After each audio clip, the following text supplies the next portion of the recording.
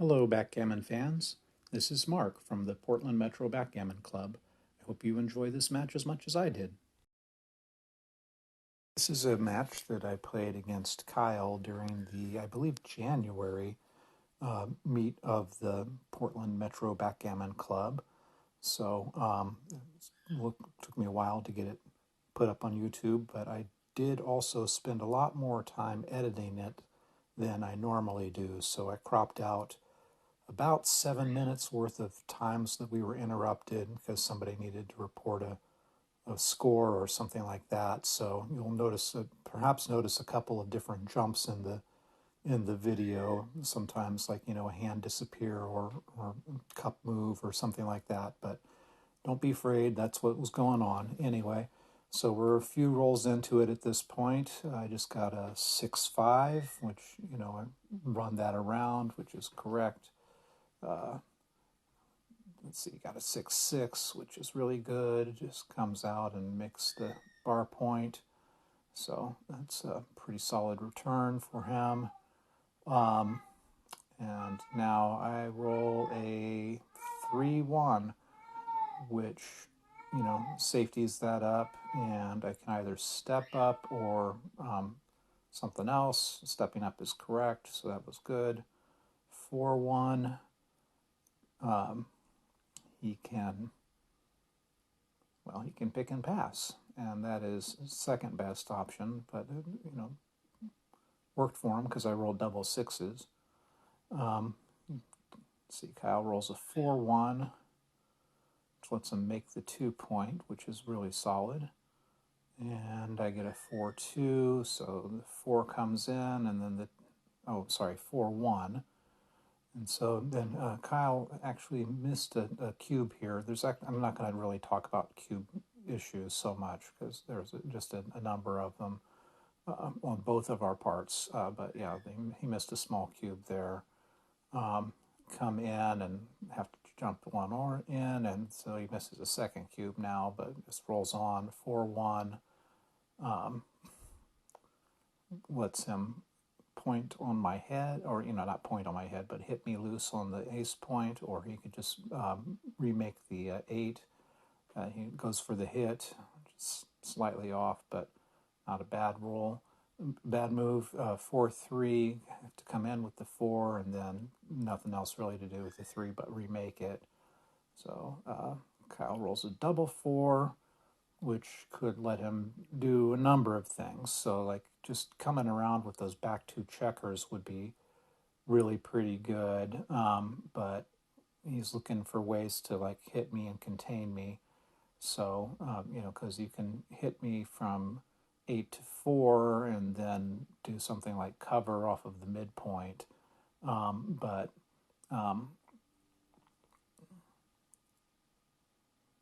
that's what he does. So I just need to roll an entering number. I do 5-1, so I enter and cover. 5-3 is now a really awkward number. I point to the blot on the 5-point and say, well, you could just hit it, which it turns out is the right move. It's like one of those surprising, it's like, why are you going to hit and leave a double shot? The answer is because you've got almost nothing else you can do. If you move off of the 18 point, then you don't have a good 3. If you come down with the 5 and lift with 3, you're just leaving a shot for no particular reason. So he goes for it. He hits me loose, leaving 2 blots. And so now I'm a favor to enter and hit, but instead I dance. So I make a joke about if I just, play the 3-1, I land on the 4-point. But, we both had a laugh about that. But then, like, of course, now he's going to double me. And this is another actually area where I did a little bit of video editing because I didn't edit out the time that he was thinking about giving me the cue, but I did edit out some of the time that I took thinking about it because we got interrupted a couple of times, and then I spent a lot of time analyzing it and thinking about it, and decided it was a take, which it is. because there's rolls like this where he's not able to cover. And now I've got another opportunity to enter and hit. And this time I do. So I enter with the 5, and then the 2 is not as good of a number, but there's, I could always just play 6 to 4, which is fine. He rolls double 6s, so now he's stuck, and so I roll on because I, I'm actually too good. I can't double him out because I'm like 85% at this point. So he enters with a 4-1, 6-3. So I spent a little time on this one. It's the hit on the ace point seems pretty clear, but then it's like the question is like, what do you do with the 6? So like I went for the trapping move. It would have been slightly better to just go ahead and point on him. So, but it wasn't terrible. Comes in with a 2, roll a 4-1, so just bring a checker in. Again, slightly imprecise play, but not too bad. And another little shadow move thing. You can tell I did some editing there. 5-1, so he hits, and he can't cover, and so now I could think about the cube probably, but I'm still actually too good. Double 2s, again joking like I could hit, but not legally. 4-2 is kind of an awkward one, so like he can cover if he wants to give up the 6 point, and he decides to go ahead and do that. Double 4, so I dance again. Double 5, so he has to crunch up a bit. 6-3, I finally am in, and just go ahead and bring some more ammo into the zone. 5-3, so he crunches his board a little bit more. 2-1. There are like 4 moves that are all within 0.008, so it's like, it didn't really matter too much what I did on that one. 5-3, crunches a little bit more. 6-4. Now we're getting into some actual decision making, so I could point on him on the 2 point, or I hit loose on the 2 point at least. I decided that wasn't really necessary because it's pretty well contained, being not even at the edge of the prime, but it would have been actually better to point on him according to the computer. So lesson learned there. 3-2, just go ahead and bring another one in. Rolls a 4-2, which lets him step up, which is pretty nice, I guess. And now double 3s is a blunder for me. So I go ahead and hit both, which is right, but then I should have gone ahead and covered the 2, and instead I brought the checker down and around. So he entered with a 1-3, which would have entered anyway, but not sent one back for me if I had played it correctly. So 5-4, so I come in with the 4, and then do I want to cover with the 5, or do I want to hit loose? It's the loose hit would be better, but I think I ultimately decide on covering with the 5. So another slight imprecision there. 4-2 is really good because it lets them anchor up. So cock die and roll again, and it's a 6-5. So come in with the 5 and out with the 6. Get some coverage in case he comes into the outfield, which he does. So 6-5 almost hits me. Okay, 4-2 is an awkward one. So it's kind of important to hit him here because his board is really crunched. But initially I'm looking at just running past him because, I do have him somewhat contained still, but if I don't hit him, then it's so easy for him to escape, and then he's really winning the game. So I ultimately play both off of the 7, which is correct.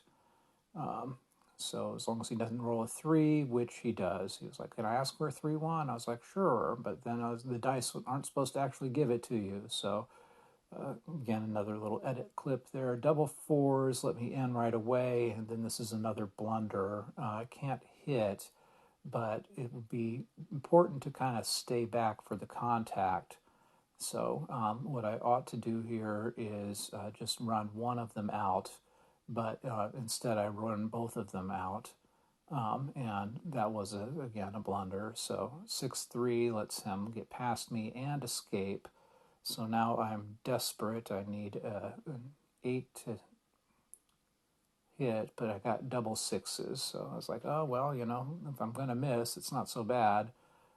But again, like, I should actually stay for contact. So there's a lot of numbers where he would come up short of where I had just left, and I would be able to attack him again. For instance, this roll, like so, 3-2. So I bring a couple in, and now it's just a race, but he's got a massive advantage because his board is, crunched. But that just makes it easy for him to get things off. 4-3, so it's a question of, take the off with the 4. That makes sense. 3-1 lets him take 2 off. 3-1 for me only lets me take 1 off, so I can unstack instead. It would have been better to just take 1 off from the 4, but only by like 0.001, so not a big deal. Gets a couple off.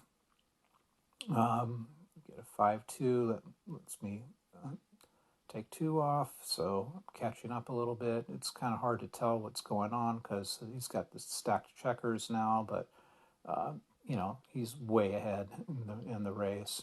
Let's see, 5-4, catching up a little bit. So I need a big set to have any chance here. 5-3 gets 2 off at least. So it doesn't matter when I get the big set, as long as they come eventually. Like, it's like, all right, it's 6-3. That's not a big deal, right? It's just 2 off. 6-5, that's 2 off. That's pretty good. 4-1, so he takes 2 off. He's got 3 left, minimum 2 rolls. As long as, if I roll doubles, then like I've got a chance. But I roll a 3-1, which only gets 1 off, so there's like no way I can say, win, so I just resign the game at that point. So score is 2-0. Kyle is leading, and we go into the next game. So get the cube centered, get the scoreboard set up, and we're off. Maybe. A little bit of talking about one of the positions before. Okay, so 3-1, I just make the 5 point, of course. And he replies with a 5-2. So he brings 1 down and splits, which is pretty good. Double 5s, however, turns that into a disaster for him. So I point on both of those. The 4 point board, he brings 1 in. Go ahead and double, and he passes immediately. So, which is correct. It's a big double and a big pass. So I am on the board I have a point now. So that makes me a lot, calmer about like how things are going. 6-2, so come out and down. Applies with a 6-4, which hits in the outfield, which is, good for him. 4-3, I can anchor up, so that's pretty good improvement. 3-2 lets him make a point, which is also really big improvement. 5-4 is just 2 down, so that looks right. 6-1, it's a little harder, so goes for making the 5 point, which is correct. It leaves me 4s, but his structure is really good. get a 6-2, so that lets me make my bar point. So now I've got his bar point and my bar point, so that I've got the advantage in bar points. 4-1, so he hits, and then has to choose what to do with the 4. So goes ahead and stacks. He could have stepped up, which would have been slightly better, but it's like really, really close. Get a 3-2, so that lets me anchor up. So that's, again, good advantage structurally and all that kind of stuff. So 2-6 lets him run out if he wants. And that, there's no reason not to, because there's nothing that would attack him if he ran out all the way, but it would leave that blot behind. So he wanted to safety that. Slight mistake, but not, like 0.02 or something. Let's see, 6-5. I'm just moving around. 6-3 goes ahead and jumps to the midpoint. Big gain for him. 4-3. I go ahead and finally make a point on my board, because I can afford to leave blots all over the place in the outfield because there's nothing to attack them. 5-4 is a little bit awkward. So,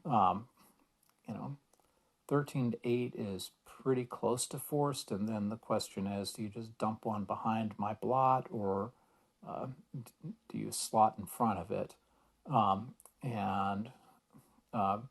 He goes for slotting, but it would be better to just dump one behind. Double ones lets me hit and make the end point and cover the blot. So now I've got him behind a 5', and so then I have to think about this a little while. Like, am I too good, or should I, roll on? So I decided I was too good and rolled on, and that's correct. He comes in with a 2-1, and now I'm not too good anymore, but I just shoot right past the cube. And having decided that I'm too good, why would him improving his position switch it back to being a cube?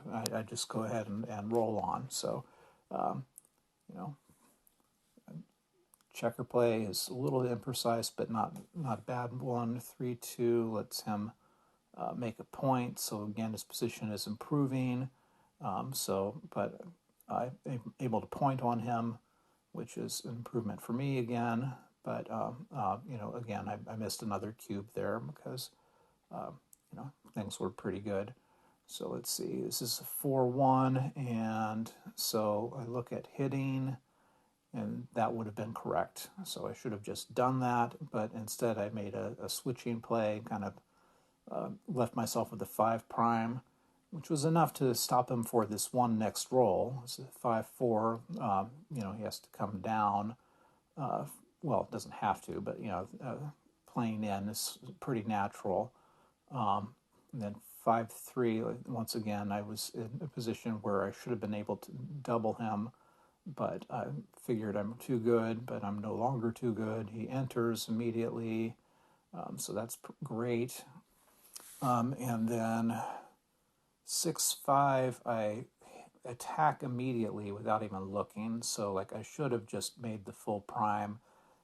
That would have been the right play, but I was just so focused on closing him out that I went with the wrong play without even really looking. So standard problem of playing too fast.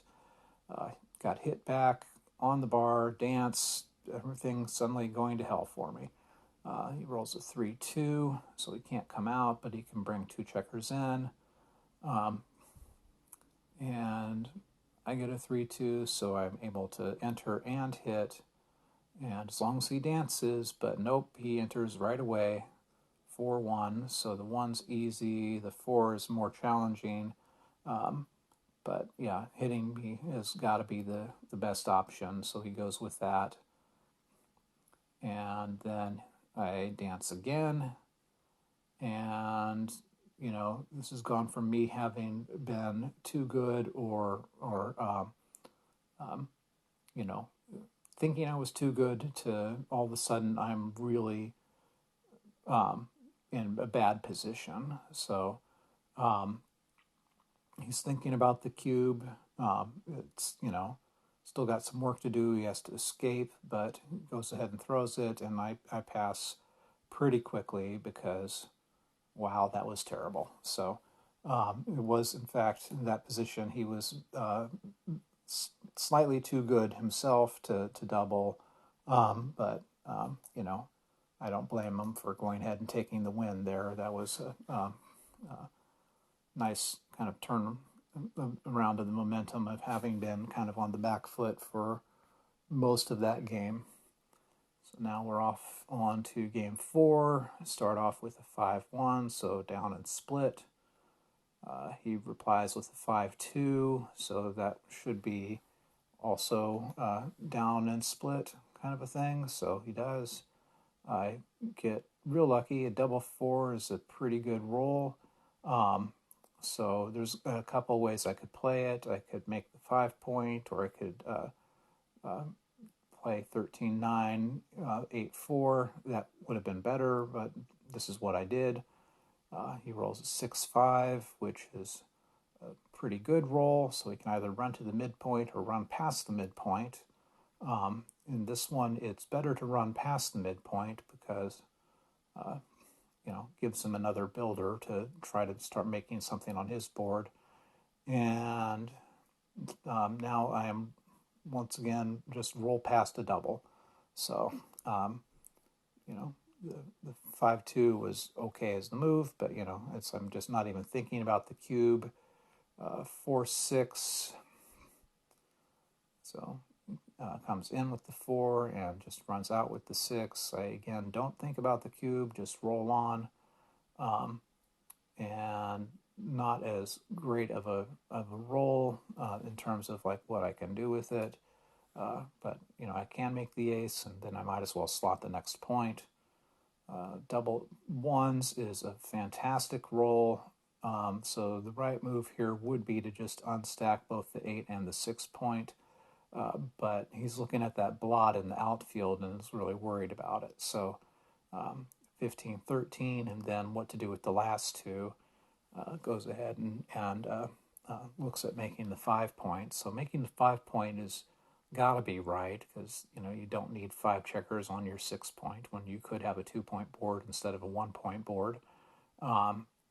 So the question is, are you going to stick with that 15-13, or are you going to, so looking at the shift is another really good one. Like that would be slightly worse according to the blot computer by 0.003, but goes ahead and sticks with the running to the 15.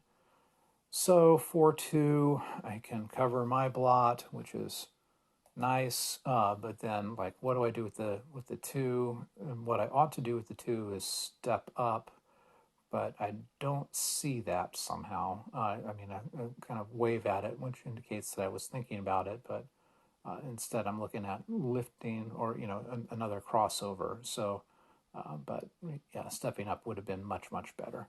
So, but I missed it. So here we are, 2-1. Covers and just moves forward, which is fine. 6-4 lets me, run past his midpoint, so that's pretty good for me. And then 5-2, bring 2 down, or he could make his 3-point. Makes his 3-point, which is good. 4-1. Doesn't matter too much. It's a bunch of moves that are all super, super close there. Double 3s lets him make his bar point, which is a significant improvement. Now he's got my back checker pretty trapped.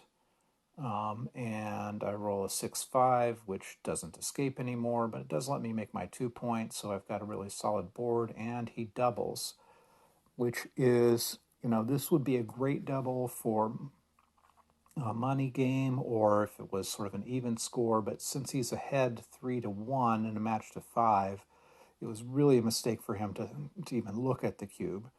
Like, he shouldn't even think the cube exists when he's ahead 2 away, 4 away. because having taken it, I'm going to immediately redouble on my next roll, and his 4-2 is not his best. So I return the cube right away. He takes correctly. And I could run, no, I couldn't run out, so playing 2 down was pretty much the only option I had. 2-1 for him, not, again, the best. So, you could do some cleanup out there, just move 13 to, well, what could he do? Yeah, I mean, he's got to move some of those outfield checkers, basically. And there's almost no choice. Like 8-6 is good. Then splitting is completely reasonable. 3-2, I could step up with the 3. In fact, I do step up with the 3, which seems bright. And then, about like 5-3 better, just go ahead and slot the point. But 4-3, he makes the safety play, and I, harassing him how that's not nearly as entertaining as like pointing on me on the 4-point, which would also have been the correct move. So I have 4-1 here to play, just getting the checker or the dice off the checker. So now I go ahead and slot. He rolls a 6-4, which, I mean, you could hit, but that's not going to be right. So he just plays them in. And now I'm looking for ideally a 6 so that I can escape that back checker. Instead, I get a 5-2, which at least lets me cover. So now I've got a full board. So 3-1, he could hit me with the ace. So, like, do a hit and cover kind of a thing. Instead, he just lifts 2, which was a significant blunder because that like opened up the 5s to let me escape. And the race is actually in my favor at this point. Like, it's the I'm ahead in the race, and so letting me out and turning it into a race did not play out to Kyle's advantage. So minor little discussion about something there. 6-1, so get a couple off. He still has 1 to bring in, so does the 1 in and 2 off, which is correct, of course. And then I get a 5-1, which, again, a couple off.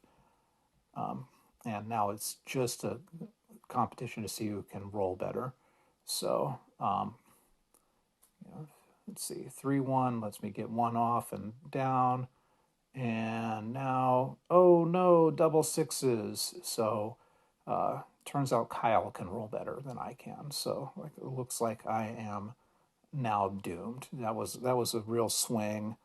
It goes from being about 11% to win to almost 50-50 kind of a game. Or it's like 55-45, something like that. So anyway, get a couple off. I'm still not in terrible shape. He rolls a 4-1, which only lets him get 1 off, so he takes it from the 5-point, which is correct. I get a 4-1, which also only gets 1 off. So, all right. He gets a 3-2, so that lets him take 2 off. I roll a 3-1, so that's 2 off. So it's definitely still pretty even. Double 1s is a little tricky. Wants to kind of try to leave things in a structure that like works well. So he takes 3 off, and then the question is, like, where do you do with the last checker? So he's looking at 5-4 or 4-3. So a little tricky what to do with that 1 for sure. So spent some time thinking about it. don't blame him. And now I'm going to turn out that I do know how to roll as well. So I get double sixes, take 4 off, and that's it. There's no way you can win. There's the handshake. So that was a really good game. Thanks, Kyle, for playing, and thank you for watching.